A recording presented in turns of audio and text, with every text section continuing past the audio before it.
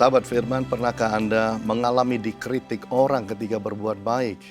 Anda melakukan sesuatu yang positif, sesuatu yang baik, dan Anda kemudian dihina orang, diolok, diejek, disindir orang? Yesus pernah alami itu. Dalam urusannya ketika dia akan membangkitkan Lazarus yang mati. Di dalam Yohanes pasal yang ke-11 ayat yang ke-6 dikatakan, namun setelah didengarnya bahwa Lazarus sakit, ia sengaja tinggal 2 hari lagi di tempat di mana ia berada. Jadi waktu Tuhan tahu Lazarus sakit, dia tidak langsung berangkat, tapi dengan sengaja dia tinggal 2 hari lagi. Artinya memperpanjang apa yang sedang terjadi. Dan akhirnya kita tahu Lazarus mati.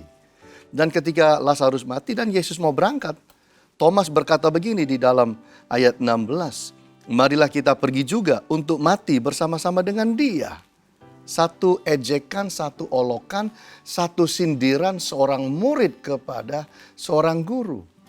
Bahkan kalau kita melihat itu di dalam ayat yang ke-37, ada orang yang mengejek dan berkata begini, ia yang memelekkan mata orang buta, tidak sanggupkah ia bertindak sehingga orang ini tidak mati? Kalau kita menjadi Yesus, kita mungkin marah. Kita mungkin ngambek, kita mungkin berkata, saya nggak akan lagi mau lakukan semua itu. Tapi mari belajar dari Yesus. Yesus justru menangis. Dan Yesus kemudian membangkitkan akan Lazarus dari kematiannya. Apa yang kita bisa belajar dalam hal ini dari Yesus? Yaitu bahwa kita harus tetap jaga hati kita penuh cinta kasih. Di luar sana, di dunia ini, banyak orang yang selalu tidak bisa menerima kita.